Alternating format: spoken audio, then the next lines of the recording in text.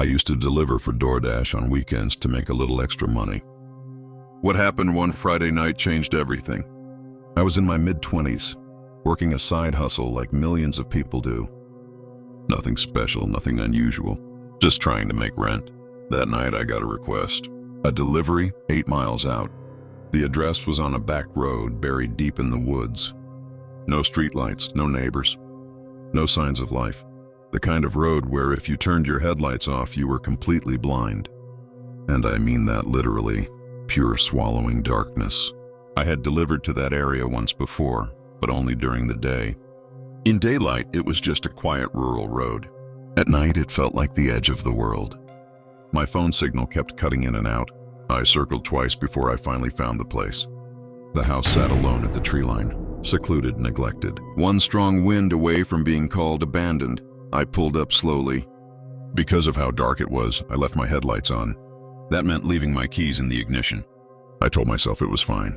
30 seconds in and out. I grabbed the bag, walked to the front door and knocked. I waited, then my phone rang. Blocked caller ID. I almost didn't answer, but I thought it might be the customer, so I picked up. A man's voice. Calm, normal. He told me he was the one who placed the order. Then he asked me to bring the food around back. My stomach dropped. I said no. Flat out. If he wanted his food, he needed to come to the front door.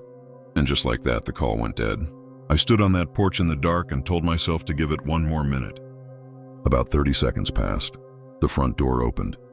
The man standing there was wearing a black ski mask. He didn't say a word. He just stood there, looking at me. I held out the food bag. He didn't move. Then he said 2 words. All right now.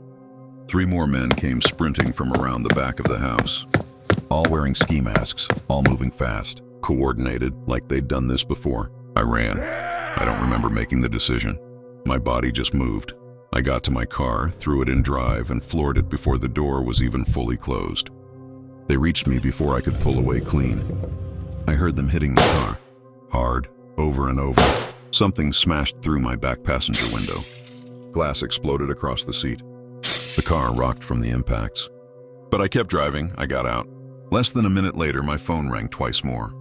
Back-to-back blocked number both times. I let it ring. My hands wouldn't stop shaking. I could barely see straight. But after a few minutes of just driving, just putting distance between me and that road, I pulled over and called the police. I filed the report, and that was the end of it. At least for me. I never found out what happened after. I never asked. Honestly, I don't want to know. What I do know is that those 4 men had a plan. They had positions. They had a signal. That wasn't spontaneous. That was organized. Part of me says they just wanted to rob me. But another part of me, the part that ran, the part that still thinks about that night when it gets quiet, knows it was something worse than that. I quit DoorDash the next day. Some nights a delivery is just a delivery. That night, it was the closest I've ever come to not making it home. This happened in January 2019. It was a Friday night. I had just gotten home from work, exhausted, and the last thing I wanted to do was cook. I kept hearing people talk about food delivery apps, how convenient they were, how you never had to leave your couch. So I figured that night was as good a night as any to finally try one. I downloaded the first app that came up, made an account, placed an order from a nearby restaurant, and turned on Netflix. Simple, easy, normal. What I didn't know was that nothing about that night was going to stay normal. It was January, so there was a lot of snow on the ground. The app said 20 minutes, but I figured with the road conditions it would probably take closer to 40. So I waited and waited. After a while, I decided to just cancel the order and go to bed. But right before I did, a message came through from the driver. Word for word, it read, "Can't find your house. What's your personal phone number?" Now, I had literally just downloaded the app that night. I had no idea if this was standard. Maybe drivers always asked for a customer's number. Maybe it was totally normal. I didn't know. So I gave it to him. About 10 minutes later, he reached out again.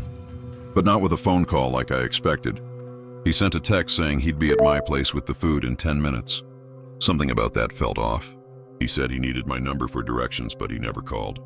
He just texted. I tried to brush it off. Maybe he figured out the address on his own. 10 minutes later, another text.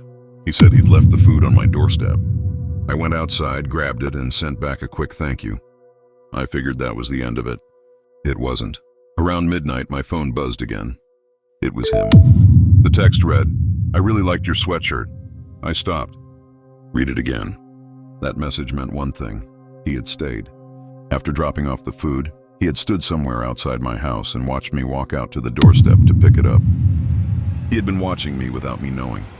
I tried to play it cool. I texted back something like, ha ha ha, yeah, thanks, it's a nice one. Casual. Like it wasn't completely unsettling. Then came a string of messages. How's your night going? What are you up to? Just harmless small talk on the surface. But nothing about it felt harmless anymore. I stopped responding. I didn't know this guy. I didn't know him a conversation. So I just put my phone down and went to bed. I woke up the next morning to 20-something unread texts and multiple missed calls. All from the same number, all from him. The last message had been sent at 3 in the morning. I scrolled through slowly, and 2 messages stopped me cold. The first one said, I'm outside your house. The second said, I can't see anything through your window. It's too dark. He had come back. In the middle of the night while I was asleep, that man had driven back to my house and tried to look through my windows. But what made it worse, what made my stomach drop completely, was what I found when I went outside. Footprints in the snow. Fresh ones, ones that hadn't been there the day before. And they didn't just lead to my front door. They circled the house around the back, along the side, around the windows. He had walked the entire perimeter of my home while I slept. I never found out who he was. I reported it, and I never heard from that number again. But I moved shortly after, and I have never, not once, used a food delivery app since. Some people say I'm paranoid. Maybe they're right. But paranoid people don't find footprints in the snow outside their bedroom window at 3 in the morning. I do.